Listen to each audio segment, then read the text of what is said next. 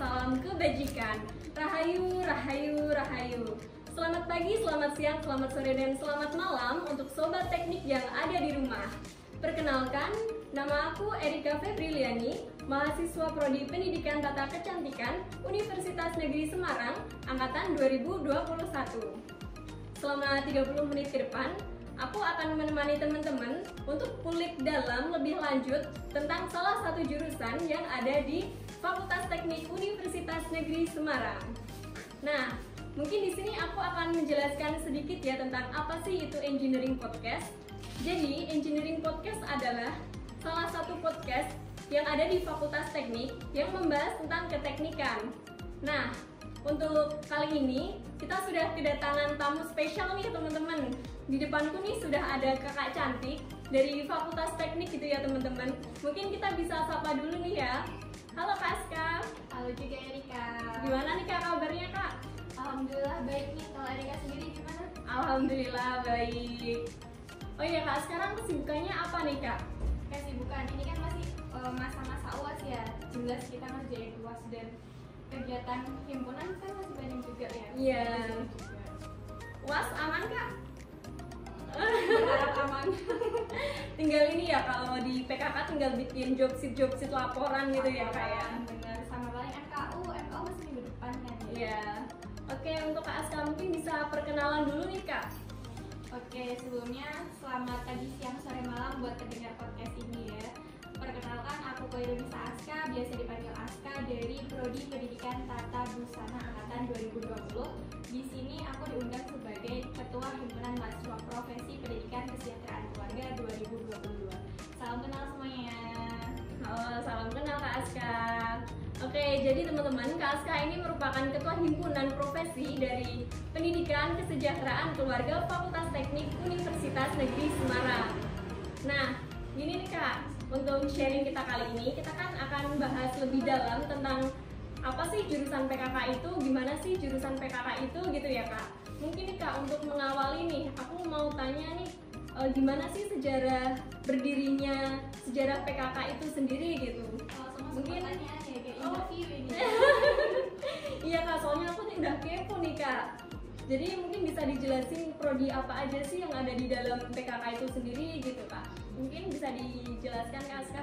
Oke, ngomong-ngomong tentang sejarah di jurusan PKK ya, ini sedikit mengulik juga sejarah di UNES dan FT.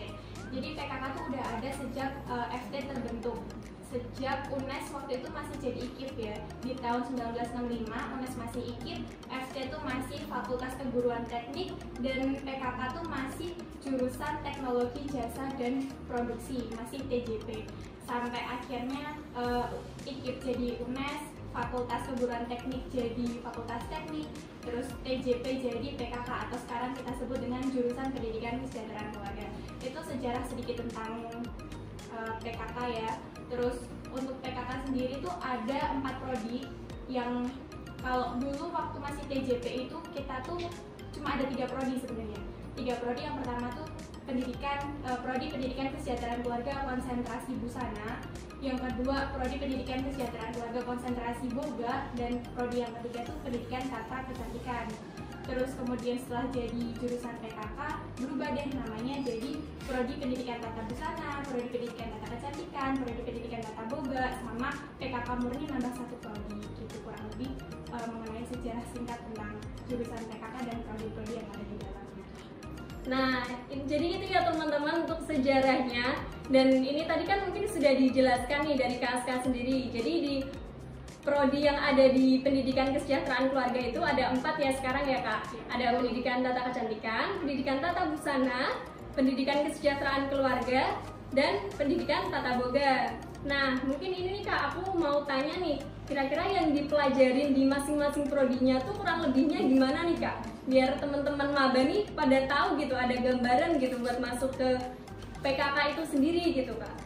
Oke, buat fokus pembelajaran ini ya, konsentrasinya kan dari nama prodinya aja udah jelas ya. Untuk Pendidikan Tata Busana tuh mengenai fashion, entah itu nanti pembuatan, produksi, sampai nanti pemasaran tuh kita diajarin di situ. Dari kecantikan sendiri, Erika mungkin lebih paham. Iya Kak, kalau iya sih, kalau di kecantikan ya kita belajar tentang kayak tata rias, terus sanggul-sanggul, seperti itu sih Kak. Sama mungkin ini gak sih perawatan body? Iya, body perawatan, body spa seperti itu. Terus dari Boga, dari pembuatan, dari basic kita kan pendidikan ya. Di Boga juga diajarin pendidikan juga, jadi pendidik, terus masak, otomatis masak sih. Iya sih, kalau di Boga ya kita masak. Sama di PKK sendiri tuh konsentrasinya beda dari prodi yang lain. Kalau di PKK sendiri tuh dia bisa ke Boga, bisa ke busana, bisa ke elektro juga. Jadi emang bener-bener kata jargon kita ya, PKK tuh mantu idaman sih. Iya sih, mantu idaman banget ya Kak. Apalagi ini nih khususnya yang ada di PKK itu kita belajar semuanya gitu teman-teman. Jadi dari PKK sendiri itu kita belajar kecantikan, busana sama boga, dan ada juga nih elektro kita pelajari juga dari kata Kak Aska sih seperti itu ya. Cuman aku kurang tahu nih teman-teman karena aku sendiri bukan dari anak PKK gitu ya. Sedikit ralat, kalau PKK tuh nggak ada kecantikan. Mungkin selama ini belum ada, mungkin ya. Ya, semoga deh ya, semoga nanti kedepannya PKK bakal belajar kecantikan juga nih teman-teman. Mungkin seperti itu ya. Ya, betul. Oke, lanjut lagi nih Kak. Kalau boleh tahu nih, dulu Kak Aska tuh masuk ke UNES itu lewat jalur apa nih Kak? Mungkin bisa sedikit diceritakan gitu. Oke, aku masuk ke UNES sendiri ya. Dulu aku masuk lewat jalur SBMPTN. Sambil sedikit cerita ya, ini aku dulu kan gap year ya. Di tahun pertama aku daftar di beberapa univ tuh nggak keterima, mohon maaf ya, karena waktu itu terlalu tinggi standar itu. Terus masuk ke 2020 nyobain deh SBMPTN. Terus belajar tuh dari bulan April kurang lebih sampai bulan Mei, kan ada 1 bulan ya itu. Dan emang milihnya di UNES semua ya, pilihan 1-2. Beruntungnya alhamdulillah lolos. Alhamdulillah. Untuk kalau boleh tahu nih sedikit aja, kira-kira pilihan pertama sama keduanya tuh apa nih Kak kalau boleh tahu Kak? Oke, pilihan pertama aku tuh ada di pendidikan tata busana. Selain karena dari keluarga emang ada dasar busana ya. Terus pilihan kedua aku tuh ada bahasa Mandarin di UNES juga FBS. Alhamdulillah lolos di pilihan pertama ya Kak ya. Oke nih, aku masih kepo nih Kak. Aku mau tanya nih, mungkin dari kalau di UNES sendiri itu kan ada yang lebih ke menjurus ke pendidikan, ada yang ke teknik murni. Nah untuk prodi-prodi di PKK sendiri itu lebih fokusnya tuh ke pendidikannya apa ke teknik murninya nih Kak? Oke, kalau jurusan PKK sekarang itu prodinya lebih ke pendidikan ya. Dulu pernah ada D3 juga, cuma sampai sekarang kan udah berubah jadi S1 ke pendidikan semua ya. Jadi fokus kita basic jadi keguruan. Ya, jadi kita belajar jadi guru juga ya Kak, diajari untuk menjadi pendidik gitu ya Kak ya. Betul banget. Oke, untuk selanjutnya nih Kak, aku mau tanya lagi. Motivasi terbesar untuk Kakak kuliah di UNES nih, kenapa memilih UNES gitu? Apa sih semangatnya, apa motivasinya gitu? Mungkin biar teman-teman ini juga termotivasi gitu Kak. Mungkin bisa dijelasin Kak? Oke, pertama mungkin karena ada saudara di sini ya. Terus kedua, saudara ada di sini dikasih masukan sama teman-teman, sama keluarga juga. Kalau masuk ke UNES tuh nyari kerjanya gampang, relasinya besar. UNES sudah punya nama gitu. Terus oke, kita masuk ke UNES. Selain dari keluarga juga relasi, juga apa ya, kita lihat sejarah UNES aja, kita lihat apa ya, kalau misal kita lihat di Instagram atau di mana gitu ada tulisan UNES gitu kan udah nge-hype banget ya. Iya. Pengen banget masuk ke UNES. Oke, jadi ada faktor keluarga juga ya Kak. Terus ada ini nih kayak kita tuh punya kebanggaan gitu kalau bisa masuk UNES gitu ya Kak ya. Alma mater kuning gitu ya. Oke, lanjut nih Kak. Kan kita udah bahas lumayan banyak nih ya, udah kulik-kulik lumayan banyak nih. Nah ini ada satu lagi nih yang nggak kalah penting. Aku mau tahu sih apa aja gitu fasilitas yang ada di jurusan PKK itu sendiri gitu Kak. Oke, fasilitas penunjang perkuliahan ini ya. Yeah. Yang pertama jelas ada laboratorium di setiap prodi ya. Ada kalau di Boga ada laboratorium continental and oriental gitu. Dari kecantikan ada laboratorium rambut, tata rias, sama perawatan kulit. Dari busana ada lab draping, lab garment, konveksi gitu, ada lab jahit juga.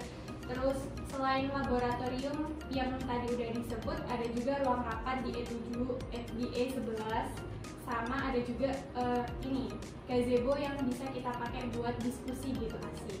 Bahkan dari jurusan lain tuh banyak yang nebeng gitu ya, nebeng buat kegiatan di gazebo PKK. Iya, kalau gazebo itu biasanya disewakan atau gimana Kak? Kalau misal untuk peminjaman rapat-rapat gitu Kak? Kalau sewa nggak ada sih ya. Cuma kalau misal kita pengen rapat gitu, kita kan harus nge-booking dulu. Ini adat yang hampir terlupakan ya karena kita kemarin corona 2 tahun gitu. Iya. Buat adat booking tempat gazebo sendiri itu kita dengan menuliskan gazebo ini akan dipakai oleh himpunan apa, jam sekian, tanggal sekian gitu. Ditempelin, kamu tahu itu ada rak-rak gitu kan ya? Iya. Tempelan di rak gitu yang kelihatan. Gitu. Jadi untuk fasilitas penunjangnya itu ada banyak ya teman-teman. Yang pertama ada labnya sendiri, dari masing-masing prodi itu sudah ada labnya. Terus juga ada gazebo, ada ruang rapatnya juga. Terus kira-kira ini nih Kak, wifi aman nggak nih Kak? Lancar nggak nih di PKK sendiri Kak? Namanya wifi di mana-mana kan dipakai bareng-bareng ya.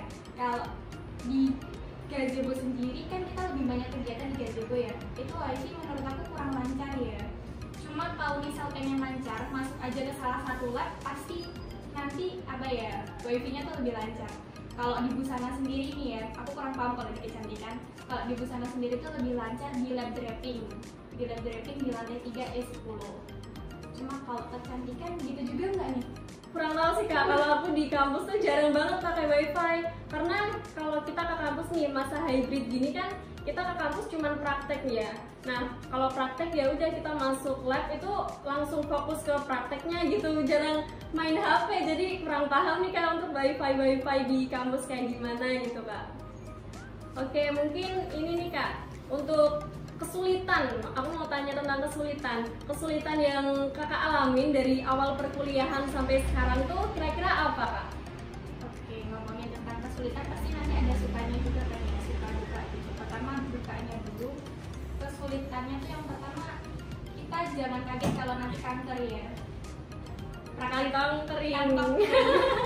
Kita praktek banyak, meskipun ada subsidi dari kampus itu tuh katakanlah cuma sepertiga dari kebutuhan praktek yang kita perluin. Dari kampus mungkin ngasih kain, oke ngasih kain, tapi kita kan perlu benang, kita perlu payatan, segala macam kelengkapan buat praktek. Itu otomatis kita harus merogoh kantong sendiri yang bikin sedikit dugun-dugun. Apa itu Kak dugun-dugun? Dugun-dugun. Oh alah, dugun-dugun. Iya paham. Iya. Terus kalau dari Busana sendiri kan kita dapat subsidi ya kain, ya pita gitu.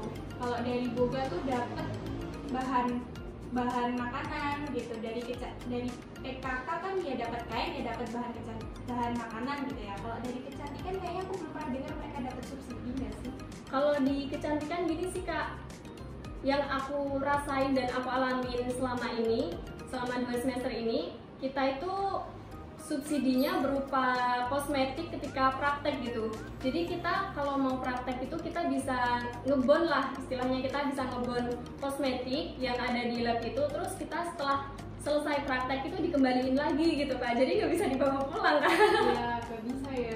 Iya, padahal kan lumayan tuh kalau misal dikasih gitu kan ya Kak. Cara make up kan ya lumayan. Oke, lanjut nih Kak. Aku mau tanya lagi nih. Kira-kira suka dukanya jadi anak PKK itu gimana nih Kak? Oke, buat dukanya tadi udah ya. Mungkin sama mau nambahin, kita kan kegiatan masih hibrid ya. Hibrid itu buat penggunaan kelas, penggunaan laboratorium itu masih terbatas banget. Dari terbatas jumlah orang yang boleh masuk, terus terbatas waktu juga, kita cuma bisa masuk, cuma bisa pakai sampai jam 4. Jadi kayak keterbatasan waktu dan ruang gitu kan kalau penggunaan lab. Terus buat dukanya lagi kurang lebih gitu ya. Oh iya, ini kita kan cewek semua ya, jadi kalau misalnya ngobrol sama temen tuh pakainya hati. Iya sih, baper gitu ya Kak, gampang. Iya sih, lebih sensitif gitu ya Kak ya. Jadi kayak kita mau ngomong harus hati-hati gitu. Iya. Terus buat tadi dukanya, sekarang senengnya yang pertama kita udah punya nama ya di UNES ya. Kita mau kemana-mana juga punya backingan alma mater UNES gitu. Terus basic kita kan ada keguruan, kita juga dikasih skill ya. kita nanti mau kemana aja tuh bisa. Kita mau jadi guru bisa, kita mau ke prodinya kita, sesuai prodinya kita bisa gitu, mau kemana-mana tuh bisa gitu kan. Sama relasi kan besar ya, relasi besar di sini kita punya kenalan pengusaha ada, kenalan alumni ada, jadi untuk masa depan insya Allah aman ya teman-teman.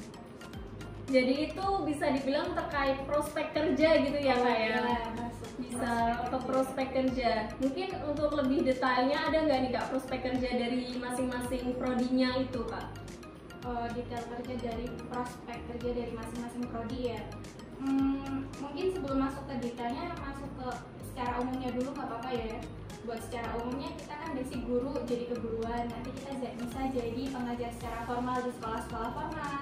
Kita bisa ngajar secara non formal, mungkin bisa jadi sebagai trainer atau bisa jadi pengajar di BLK gitu bisa.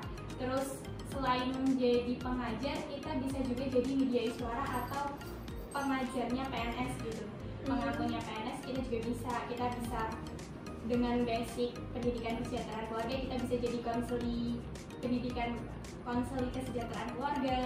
Terus bisa juga masuk ke ranah entrepreneur. Dengan basic skill kita mau ke busana, bisa bikin butik, bisa bikin perusahaan tekstil, bisa bikin garment. Dari boga bisa open bisnis F&B, dari kecantikan bisa buka salon, dari PKK mau kemana-mana bisa. Iya nih, berarti cukup luas juga ya Kak ternyata dari prospek kerja di prodi yang ada di dalam jurusan PKK itu sendiri gitu ya teman-teman. Jadi selain kita dididik untuk menjadi tenaga pendidik, kita juga bisa berwirausaha gitu ya Kak ya. Oke, lanjut nih Kak, aku mau tanya nih, tadi kan kita udah kulik-kulik tentang sejarahnya gitu ya Kak, sejarah jurusan PKK itu sendiri. Nah mungkin kurang afdol kalau kita tuh belum tahu struktur organisasinya gitu Kak. Mungkin bisa dijelasin nih siapakah prodinya atau seperti apa gitu ya Kak ya. Oke, kalau di jurusan PKK sendiri ya, struktur organisasi yang paling tinggi tuh ada ketua jurusan. Ketua jurusan tuh ada Bu Sri Endah Wahyuningsih. Ini biasa masuk ke penugasan PKK sih, PKMB gitu ya. Yang pertama saya ulangi, ada ketua jurusan Bu Endah, yang kedua ada sekretaris jurusan Bu Adi Kusmastuti, ada juga ketua lab Bu Mita, dan untuk kaprodi di tiap jurusan koordinator prodi itu dari prodi boga ada Bu Sabta, dari busana tuh ada Bu Endah sendiri, dari PKK tuh ada Pak Fahri, dari kecantikan tuh ada Bu Maria. Nah, mungkin itu ya teman-teman dari struktur organisasinya. Itu nanti biasanya akan masuk nih ke penugasan PPAK, disuruh bikin struktur organisasi gitu ya Kak ya. Oke, lanjut nih Kak. Aku tuh masih kepo nih sama satu hal. Ada satu bangunan di PKK itu namanya Sekar Ayu. Aku sering lewat situ nih. Tapi aku belum tahu Kak itu tuh Sekar Ayu tuh apa gitu. Karena aku sendiri belum pernah masuk gitu Kak. Soalnya biasanya tuh kalau di situ rame gitu. Mungkin bisa dijelasin Kak. Oke, buat Sekar Ayu ya, ini apa ya, kesannya PKK banget gitu kan. Kita masuk ke gedung PKK langsung disuguhi tulisan Sekar Ayu gitu ya. Iya, ikonik banget ya, langsung di depan terpampang nyata gitu ya Kak ya. Di gedung pertama kita masuk gitu. Jadi Sekar Ayu sendiri tuh katakanlah bisa dibilang kooperasinya anak PKK gitu. Cuma buat selama ini pengoperasiannya sendiri tuh cuma dari dosen ya. Kita dari Himpro tuh membantu kalau misal ada pembelian jas lab, pembuatan baju angkatan, itu kita bisa lewat Sekar Ayu gitu. Terus sebenarnya kalau misal bisa dipegang mahasiswa sendiri malah lebih enak nggak sih? Kita nanti belanja bahan di situ, kita nanti buat permak baju di situ, kan bakal lebih enak nggak sih kalau Iya, gitu? berarti ini ya Kak, yang di Sekar Ayu tuh belum ada nyediain bahan-bahan yang buat praktek anak PKK itu sendiri gitu ya? Selama ini belum ada, diusahakan ya. Jadi kalau boleh tahu nih, untuk sementara ini apa aja sih Kak yang tersedia di dalam situ tuh? Oke, buat apa yang tersedia di dalam situ, mungkin aku kurang paham ya, karena aku belum pernah masuk juga seperti kamu tadi. Cuma buat apa yang disediakan di situ, kalau misal mahasiswa minta, mereka minta ke anak himpro, terus dari himpro tuh menyampaikan ke atasan. Seperti tadi yang udah disebutin juga, pembuatan dasla, baju angkatan, atau nanti mungkin kalau misal dari teman-teman mau minta pembuatan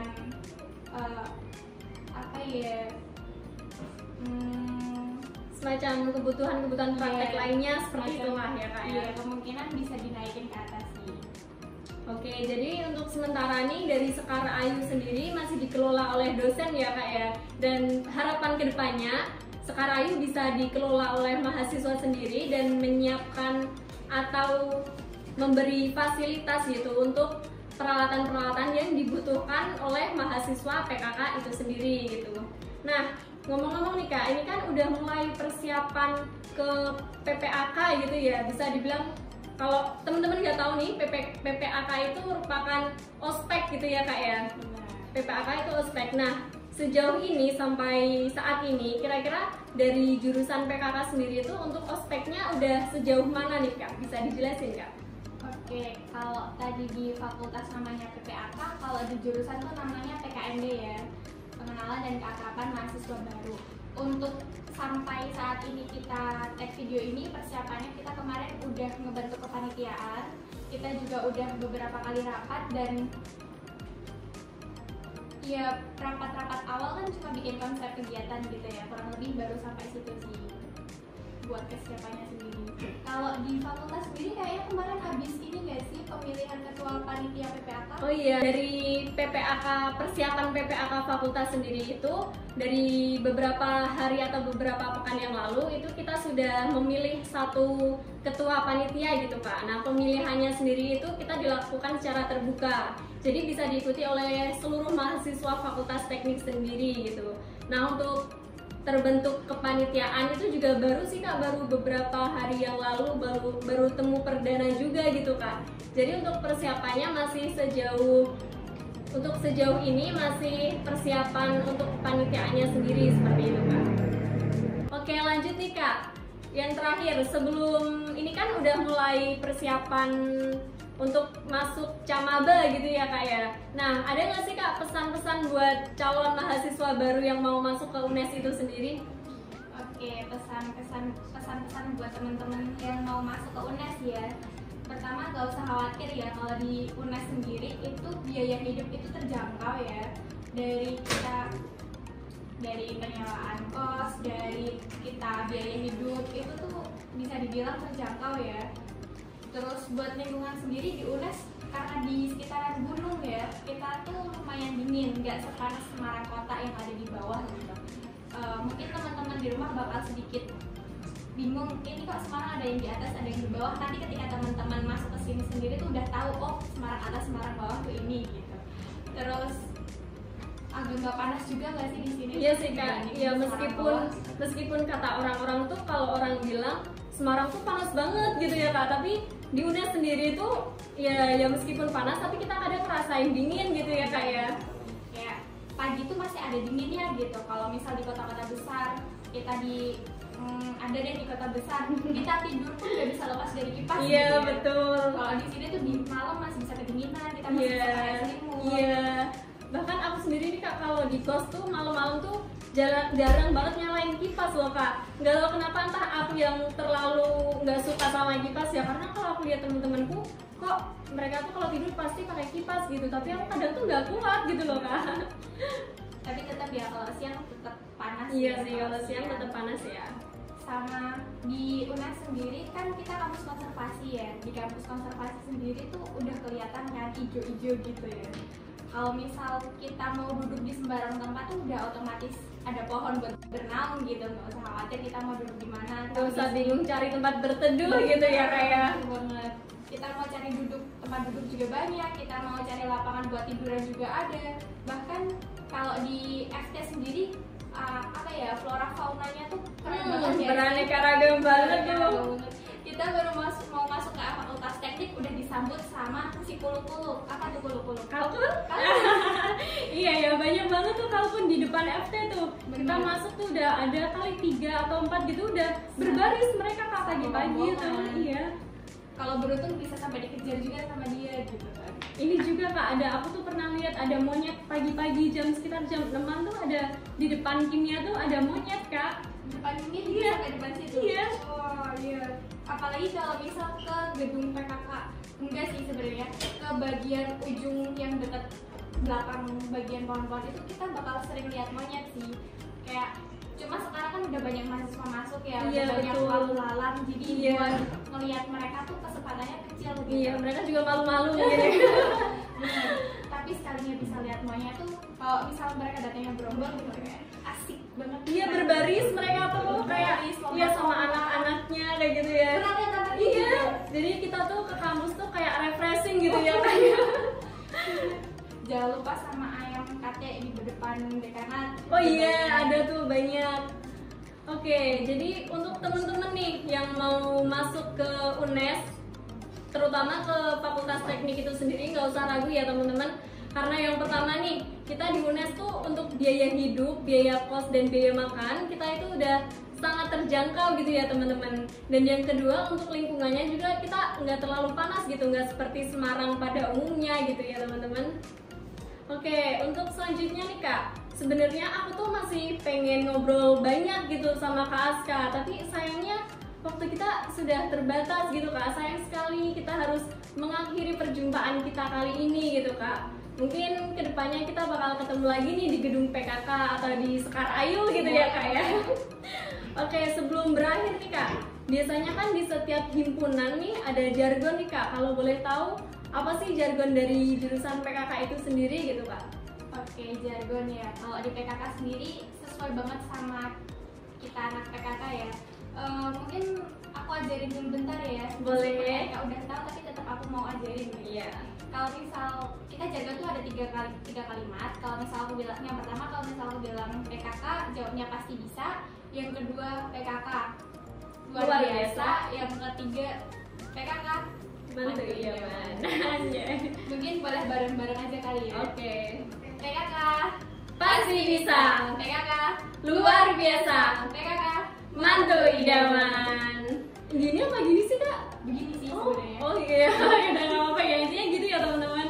Oke, mungkin ini nih Kak, sebelum berakhir nih, kalau boleh tahu, biar teman-teman yang ada di rumah sekalian, terutama untuk calon mahasiswa baru tuh bisa kepoin gitu, kira-kira untuk jurusan PKK itu kegiatannya apa aja gitu. Ada nggak sih Kak akun sosial media yang bisa mereka ikuti gitu Kak?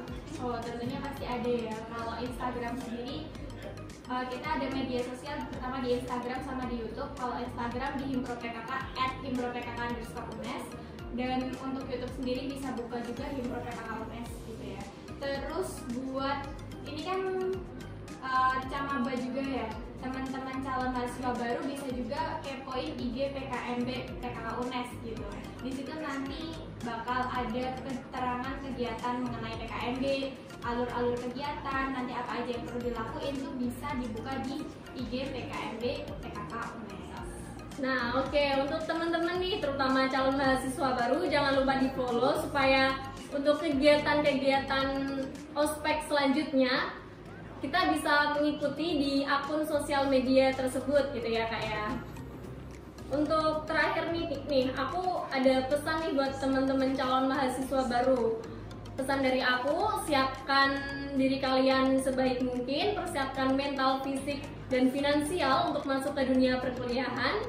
Dan pesan untuk teman-teman semua yang sedang menonton, terus saksikan Engineering Podcast episode selanjutnya di akun channel YouTube BEM FT. Sekian dari aku, kurang lebihnya aku mohon maaf. Sekali lagi terima kasih untuk Kak Aska karena telah meluangkan waktunya untuk sharing hari ini gitu ya Kak. Aku Erika Febriliani pamit undur diri. Wassalamualaikum warahmatullahi wabarakatuh.